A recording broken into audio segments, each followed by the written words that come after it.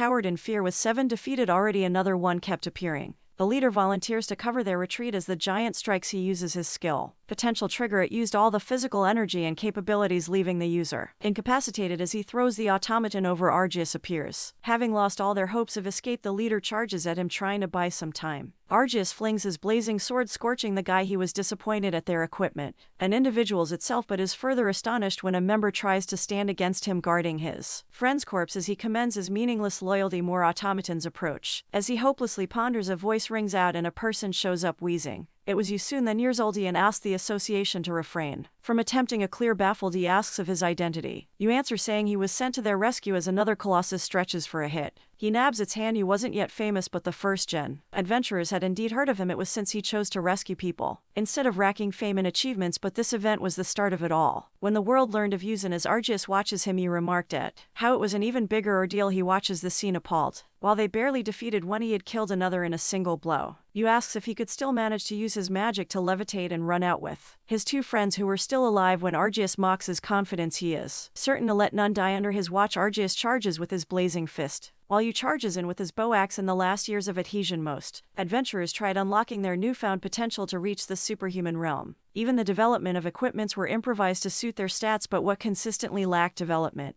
was their execution. The solution was human development, which only a few witnessed and started researching and developing. Yu Sung was one of those. As the mage exclaims of his victory, Arceus speaks, yet again disappointed in his disproportionate weapon. Since he was unpopular, he could not avail the certain digits of best equipments. He looks behind him, glad at the trio's great escape. Although his skills were excellent, his axe was too inferior to take any more damages. Declaring it was the end of the fight, he brings down his weapon. Arceus is alarmed at how he hadn't redirected his strike but blocked it and used it to rebound his own strength. That was the origin of the skill Jarian would later learn swell. He had cropped off his left hand and overwhelmed him by a single skill. Arceus was certain of his story's popularity now, of how the hero had taken down the monster with the strike of his father. The monster in him had died and his life was then at Yuzong's disposal. Since Elder Titans never bowed, he was exiled. Since he had killed no humans up until that point, he was furthermore issued citizenship, but considering his crimes, he was punished to work and create equipment in artifacts, and the staff in Jirian's very hands was what he had created to honor him. Although he had never asked for it, he was deemed worthy of such a weapon.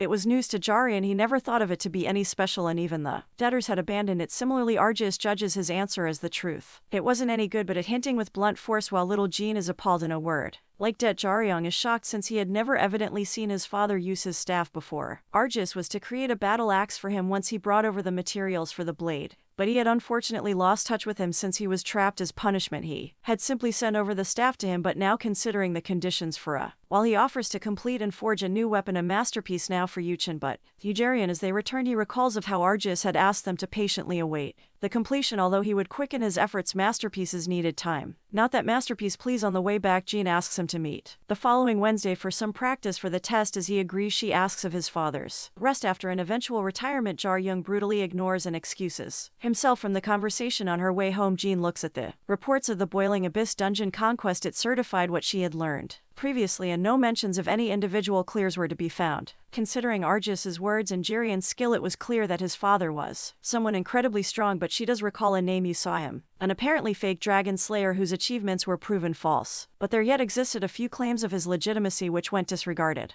As she aligns Jaryung in the scene, a mail notifying of her test results arrives. Meanwhile, Cho's magic instructor of the second grade students at Warrior High apologizes to our low-budget Frankenstein endeavor Mr. Kong, since her lack of experience had cost him this weekend. They were both shocked at how the first place had been dominated by someone quite unexpected. As Jean reads past the rank, it was neither Dai of Choi, the half-blood magic swordsman, son of a white ranker, nor her own sister Anisha, a half-blood who had magic potential far exceeding that of pure-blooded elves and predicted to reach the rank of a grandmaster. It was the third-class dominator Suk, calking a lad born between a dwarf and a human, an individual considered to have the greatest physique in the entire world and the topper of the second semester exams. They discuss of his unparalleled individualism, talent, and leadership, but lacked the interest to indulge socially, and even the entire kids of the school were afraid to approach him. Kong assures her of how certain concerns are answered unnoticed for days later on a Wednesday as a pair of boys ran into the huge Chill unaware. Surprisingly enough, he timidly apologizes. While they run off with apologies, he tears up in his sore lock. He dearly missed his mother constantly. Suki Bin, his mother, was busy working in Northern Europe as a renowned South Korean adventurer who recounted of her childhood to young Chili, who eventually grew an admiration for the country and culture. With his circumstances and talent, he was accepted into Warrior High, but with a major issue: he was terribly introvert. He was scared of being laughed at and people eventually avoided him. He passed through the first semester as a lone wolf, although unintentionally. As he walked past the street dejectedly, he spots a PC zone and recalls of his mother. He was confused at the new experience. As he noticed people behind implying him to hurry, he plans to return, finding his lone enjoyment pointless. A voice speaks up to him, volunteering to show him through the registration. It was Jaryam. He had showed up since Jean was running delayed on the day she herself had announced to meet. He had planned to otherwise visit the black market and sell off his loot from the Agar dungeon, a smooth and unknown black hexagonal item from the same briefcase as the royal jelly, and alongside the ink Kill's blood.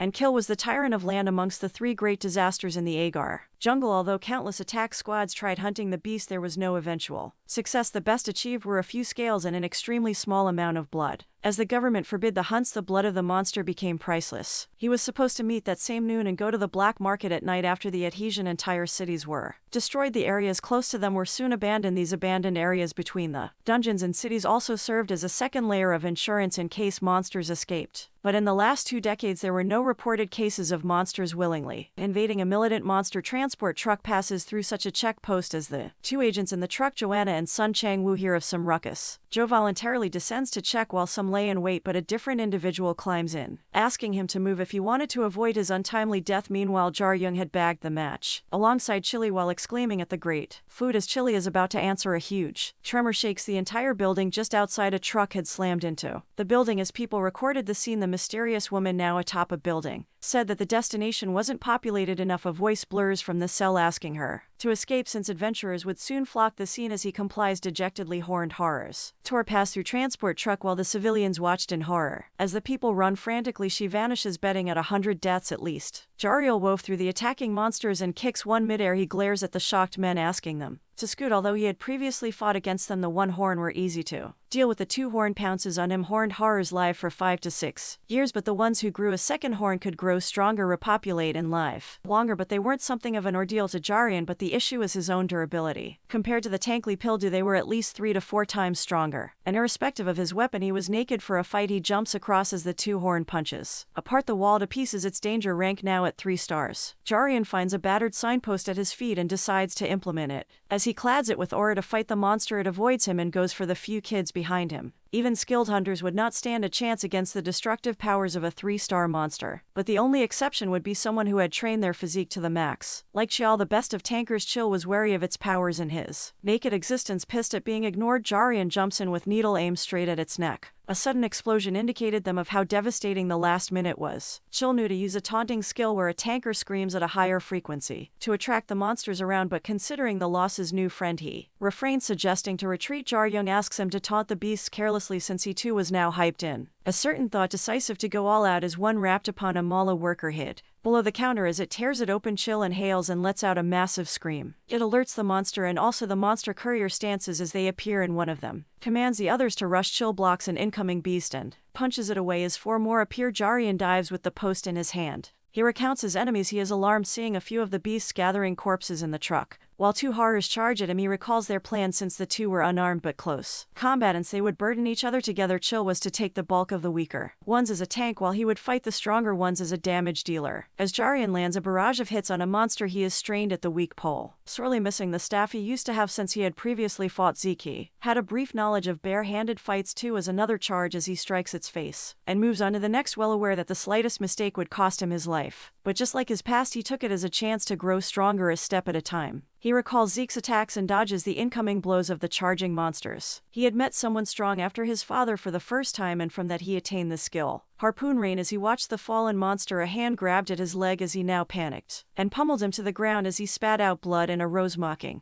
The disparity in numbers as the beast released to punch him, Chill rushes in, knocking him far away while Jarian consenting their team lock. Meanwhile, 2 college students were recording the incident and amazed at how they had defeated dozens one-sidedly. They guessed them to be ranked gold or super rookies since the sheer number of defeated monsters were. Sho Dong-yoon asks Kim Chong-hyun to edit a thumbnail hoping he could have bagged a few million views on upload. Chill was now confused at the delay of the rescue teams and of how they had managed to defeat all the horrors. Jaryong asks the contemplating Chad for a hand as he helps him up. He reports of a few fractures throughout his body. Chill commends him for the 2 defeats while Jaryong states of his 9. As he inquires of his school casually, Jaryong asks of his ranking in his class in Warrior High. When Shio ranks himself around the middle, Jaryong realizes it might be quite tough for him soon. Although all the monsters now lay dead, one certain had avoided Chill's taunt. Although it was an unsuspicious one-horn, but something in the truck surely was. The monster is suddenly dragged into the container while it tried crawling out. Jario knew it was being eaten. Chill was alarmed amongst the horned horrors. The 2 horned acted as parents and chiefs, leading the 1 horns around. They often joined alongside other tribes to survive at the bottom of the food chain, but there were a few rare occasions when one would mutate as a 3-horn. Mad as the chief of some tribe of tents, but a king of hundreds if not thousands. 3-horned horror Rex of 5 Stark. Calamity walks out as they stance. It charges towards them with an engulfing red aura. As it charges, Jaryong offends with his pole, but it shatters the piece of iron. Palau and batters Jaryong as he flings away. Chill tightly grabs the monster, but it grabs him, pivots its foot, it lifts him up and floors in. Devastatingly, despite the 2 being subpar geniuses who would reach greatness with courage, skill and intuition, the gap in experience was too vast. As Jario rises in protest, it yet again launches an aura-clad blow at him, but is shocked beyond fear. Even before Yusol had lost himself to the world was unaware of him, and hence absolutely no one knew of his legacy. Meanwhile, Jean had come across Yusol's confession from years ago. The case had initiated with multiple ideals against and with him, but soon the tide had changed and chained him as a fake and liar. Even his family records were empty. It strikes her that if it was all connected to Jarian at the same time, Jaryung was unaware of the power welling inside him, but as the beast charged, he was now certain that he could move, and that was all he needed. As the baffled monster looked at the smoking fist, Jaryong showered him with his harpoon rain. He distanced himself as the monster charged, but was soon alarmed and ducked. A sharp rays of aura approached him. The monster swooped to kick at him, but in front of him was a predator using swell. Jarian thrashed the monster with a kick into a wall. Although he had not defeated it yet, he had created an opening by striking its chin with needle. He was certain he could beat it in his current state, but sadly enough the sudden power disappeared. Aware of his vulnerability now, the horror charged at him, but above them loomed the shadow of something huge. It was the truck itself. Pounds him with it, but it reciprocates the attacks as he grits his teeth to stand till the end, and alongside taking in damages was the role of a tanker. Chill, and to use the split chance to deal the greatest possible blow was the role and duty of the damage dealer Jarian, who exploded the monster's weak chin. The news of the robbery of a monster transporting truck, eventual death of multiple civilians spread throughout the world like rapid fire. However, the feats of the 2 novice adventurers shook the entire world. Yu soon nursed a little Jarian, who timidly inquired if he too felt the same pain while rescuing others. Although he did, he felt regret and sorrow whenever his little child asked him of it. Jaryung had always wanted to ask him once he grew up, but he could not. He awoke in a familiar scene of the hospital. A sudden voice speaks to him while the figure held a knife. He was shocked at seeing Zeke beside him, and a rose hurriedly. Profuse pain fired up his body. Zeke informs that although he underwent injuries potent enough to comatose him, he would be healed within a month's time. Jaryong asks to inquire before he spoke any further. Zeke informs that he knew well of his father since they were acquainted. Jarian shoots his arm towards him and grabs the peeled apple out of his hands. He asks the baffled Zeke if he thought he would attack him as an apparent comrade of his father. As he tries to speak up, Jaryong insists to incapacitate himself to prove his point, assuring him it was a joke. He states it was what he felt until a few years ago, but later matured to focus on his father's treatment and hospital bills. Zeke straightforwardly inquires of his reasons to not have been registered as Yuzin's child, or as to who had taken care of his upbringing. Jarian clarifies he had grown up alone ever since his father was hospitalized. That's it for today. If you like this video, don't forget to like and subscribe. Thanks for watching.